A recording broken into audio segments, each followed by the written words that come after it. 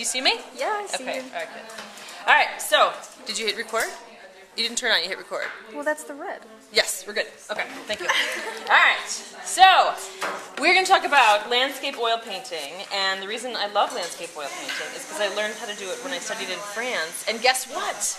These are the paints I used, Van Gogh brand. So I was all excited when I saw them that we could order them locally, so that's what we're going to use. Our palette is going to be just like it was with the acrylics, because I want you to get used to knowing colors and what they do. So these are sort of standard colors. We have our alizarin crimson, cadmium yellow medium, yellow ochre, cadmium yellow light, ultramarine, cerulean blue, titanium white, and I also like Naples yellow because it's like sunny and light. So these are the ones I use, and these don't have to be like open. Good. What you're each going to get is a palette pad, so that when you're done painting, you can just like rip this off and throw it away. It makes your life much easier. And I like mixing on this too. So actually, while I'm starting, would you like to put these out in colors? Sure. Will you do them? Let's see. We're going to go cool, warm, cool, warm, cool, warm, white. And I like to lay them out that way because then I know, like, it's sort of in my head which are which. And I've done this painting a bunch of times, and so you know how we say, thank you very much, just kind of along the edge, but over there. Okay. That you can change the color, but you can't change the value to get that depth to work out. Oh, I'm already spilling. Is that enough? Oh, that's plenty. You could do like half that much. So I've done this painting a few times as a demo, but as you can see, well, what do I do now? Because there's the screen and there's this. In them, my color sensibilities change a little bit each time. So sometimes I end up things looking a little warmer, sometimes they end up looking a little cooler, and it's just sort of the groups of colors that I work with each time as I do them. And what happens is that I tend to make a color family on the page. And I call it a color family because like they all get along, they work well together, it's nice. And so in the color family, what happens is I take some of each color and I mix with the other. So I'm going to start by mixing colors. And the cool thing, I'll draw this out while we start here. I'm not going to spend a lot of time drawing it out because... That was a disaster? That happened? Oh, yellow ochre, it tends to do things like that. Just squish it around, it's fine. Hey, Emily, will you do me a huge favor and bring me like 4 paper towels? You're the best. That's not working out. Oh, see? That's why I call yellow ochre poo. Like, it always does like pooey things. Love the color. It adds like a bit of sunshine all the time. But it's always just like a little bit like pooey. So I'm going to draw these out. And you can draw this in pencil. You can do it in, as you can see on these, I'll often make like a thinner, thank you very much. There you go. Maybe just kind of soak up a little, if you can. If not, that'll be a part of our design, of our mixing. And here's my silo.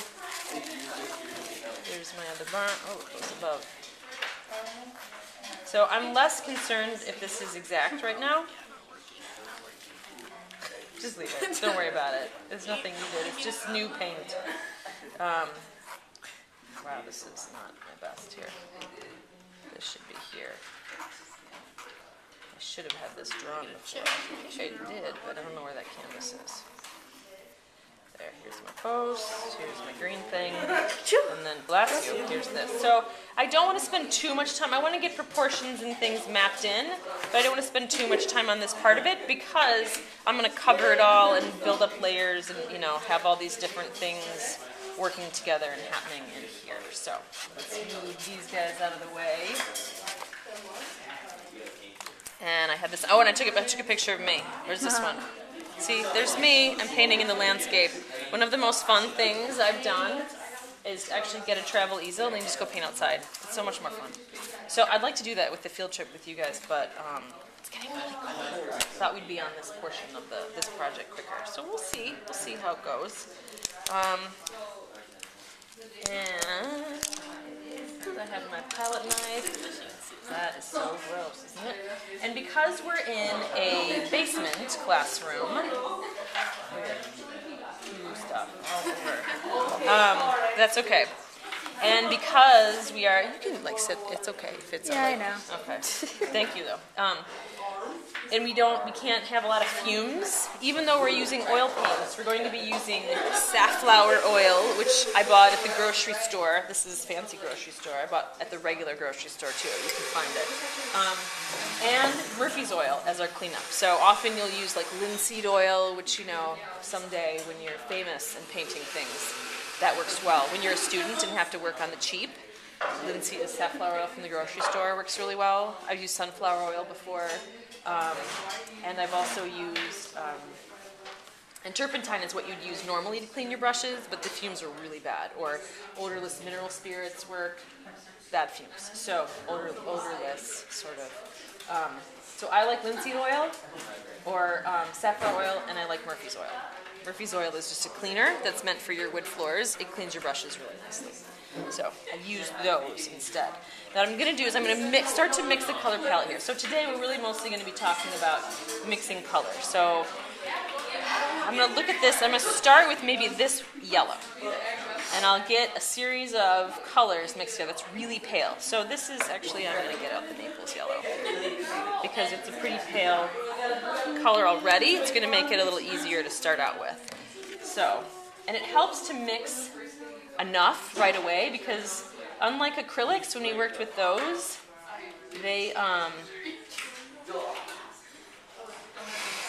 these are going to stay. They don't really dry, they actually like cure. So if I didn't have that, I'd start with yellow ochre and then my titanium white. And then I put up there, needs a little dulling, so we'll put a little yellow ochre in there. Now it's probably going to get too dark because that is more than needed. And then, see how it gets to sort of like sticky? I want it to spread nicely later, so I give a little dip in my safflower oil, and I mix that in while I'm mixing. So I've got, and I came definitely too dark, but I like this color. There's a good chance I'm going to need it somewhere, so I'm going to go like that, squish my palette knife. I'm going to take some white, take a little bit of that color, and I'm going to mix it over here. Painting 1, students, can you guys just kind of keep it to a whisper for me? Thank you. You're fabulous. Appreciate it. Let's see. So how's this? That's better. It's a little close. Still a little bright, but not bad. So I'm going to start with that. Now, again, I'm mixing a color family, and they're going to stay dry. So maybe now I move to this green. I'm going to take a little bit of this and put it over here. Now I remember how I started that. So if I need more, I can get to that. Now this green down here is in the shadow. So it's a little bit cooler, right? So I'm going to take a little bit of my ultramarine. That's a lot of ultramarine. And let's see. I'm going to go yellow ochre because that's what I used the last time. And see what we get to get my green. So yellow ochre. And it's also mixing a warm and a cool. So, and sometimes I look at that and I go, that is not at all the color I want, because it's not, and that's okay. But I can look here and say, you know what though, it's actually pretty, I could use that over here. So I'm going to take this, and I'm going to use that later. It's actually a little more yellowy in those spots. So I'm going to get a little more of this, and it's a little bit lighter. So I'm working to mix colors that I know I can use, like colors that are going to be of value to me later. This looks like the highlights in the trees kind of. If I go just a touch greener, because it's looking a little yellowy. Now look at that. This is really close to that, but a little more dull. And there's been times where even though I start with that, I get here and I'm like, this is really closer to what I want, and I start using this or mixing up more of this, and that just becomes my base to make that color. So I'm going to start with this. Now, I know what I used to make that. So that was yellow ochre. That was ultramarine. And I need white because I want that to be now the highlights in my trees. So I'm looking to make this. And they're all going to end up being all different parts of the painting. Ooh, what am I missing? What do I need more of here? If I'm trying to get closer to that, what do I need more of? What? You got it. Yellow ochre. So I take this yellow. I need more yellow ochre. I hate to say it. Can you handle that one? So now, look at this little harmony I have going there. La, la, la. Not really, they're not singing, but maybe they are in their heads. Where do I see this? That's kind of in there. Could be a little bit down here, but I want to go a little more blue, a little more greenish for those parts. So I'm mixing, or a lot. I haven't mixed in a while. Things are changing quicker than I recall. I'm also not doing giant amounts of color. If I were spending more than a day on this, I would likely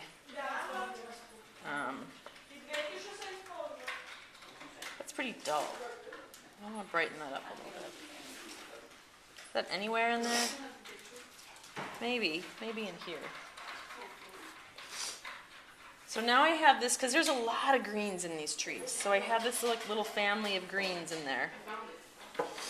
Let's go for that dark this time.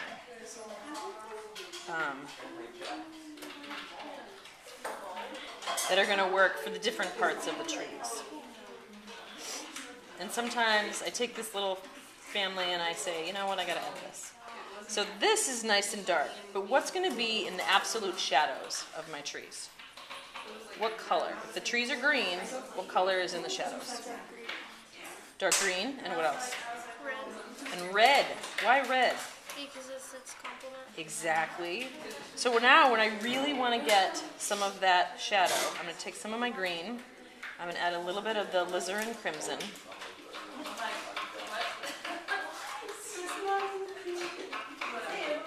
That's more than I want, so I'm going to come back, add some of my blue, too much. Some of my yellow ochre to get that green back. And I tend to have, here, you can actually see the red, right? When I put this on my canvas, it's not going to look that red. It's going to blend in with these. It's going to kind of look like mud, but it's going to give me that like dark pop that I want right in here, in this part in here. This was in the camera? Or no? No, it's not. No. There we go. What's that? So I might do this, get me that red. I might take some of that red, put it with a good amount of blue, so I have just some darks to play with. Now, here's, I'm noticing something new. If this is my dark red for these shadows, that may also be the reds I want to use in my barns. And guess what? I totally chose this picture for a reason. Because, if you had to give this a color scheme, up here, what do we see? Complements. Complements. It's red and green. And down here, if you had to give these a color scheme, yellow and green. What about this? This light. Like a purple. So I can play with complements down there too. So I can start to, so here I'm kind of getting this purple color. Maybe I take a touch of my darkish purplish color that I just came up with. And I go over here by my light yellow, and I'm going to put some of that with it. I'm going to take some white. And see if I can get a color that would work. And again, I want colors that work well together. I want them similar because I want to kind of match it to this, but I don't care if they're exactly the same. I want them to work together. Oh, look at that! It's kind of like this purple. It needs to be a little more warmed up. So I'm going to take, I've been using yellow ochre for warming things. I'm going to use a touch of my yellow ochre. Now, the yellow ochre is also the complement, so it's going to dull it a little bit. It was looking a little bright there. So I didn't want much. I want a teeny tiny bit. It's like I'm breaking it. I use the term breaking the color to mean adding a touch of the complement. If something looks too bright, I break the color. I add a tiny touch of the complement. Let's see. There. And here it looks like mud, right? On my canvas it's mud. Here, when I put it with this, it's going to be next to a yellow. What do complements do next to each other? Brighten each other. They brighten each other. They complement each other. So they're going to start to look brighter. So there's my purples. Here's a variety of greens. I don't have these bright greens. I might go in and add those, but I want to keep playing with these reds. So I've got these dark reds, nice dull reds. What if I take some of this, now that I have light on my palette knife, and I'm going to go, I'm going to go a touch of alizarin crimson with that and see if I can come up with my barn reds. Now, what do you notice about this one in relation to the rest of the family right now? Yeah, it really like jumps off the page, doesn't it? So the fact that I have all these together is helpful because I can start to look at this. I'm going to use some complement and break it. It's not going to be enough. I don't want to take too much of my green because I didn't mix up a whole lot. I can see how the colors work together. This is receding in space. It's in the back, so I don't want it to be too bright. I don't want it to take away from everything. So let's see how it looks. Definitely too bright. I need some more purplish, and I need some lightish and a little more warm. So this color, I'm going to take it, I needed purple. Over here, which blue did I use? Ultramarine or cobalt? Or cerulean, I mean. Yeah, the ultramarine. So this is the blue I want. Now, what do red and blue make? Purple. So I'm going to start with just a little because I don't want to dramatically change it. I want to keep it red. I don't want it to go purple. That's not much. It's not bad for the darks. You can see that. So maybe I start with that for the darks. I'm going to keep this stuff on my palette knife, maybe just sort of clean up a little bit. Give myself a big chunk of white. And I've got some lighter values over here, so maybe I'll put this one here. I don't necessarily think of this barn as pink. I'm starting to get a pink, so I might bring it over and say, all right, what's wrong here? Does that match at all? No. What do I need? It needs more yellow. So I'm going to go back, brave the yellow ochre.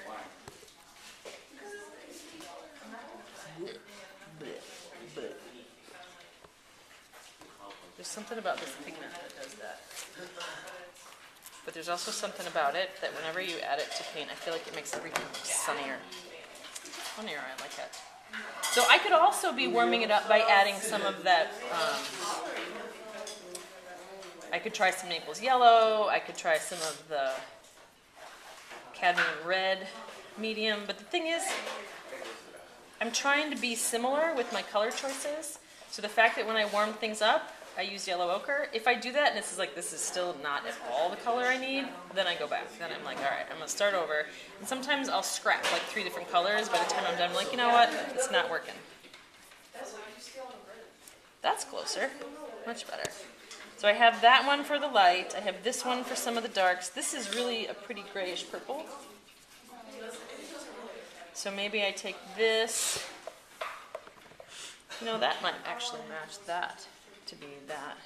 So I could do a darker version of that. So if you spend a day mixing colors, awesome. You likely will. And if you spend a day mixing colors and you scrap a few of them and you come back and you're getting used to it, awesome. Because it takes a little bit to kind of figure out what you like and how it's going to work and how you think it's going to work. And by the end, you may realize I put yellow ochre in a lot of these colors and then I've mixed like blue or red with them.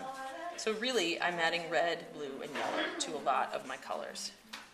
It's still a little purple, a little reddish. So let's go a little bit of this and see what we got. So I'm going to start with this simply because we're out of time. These days are so short.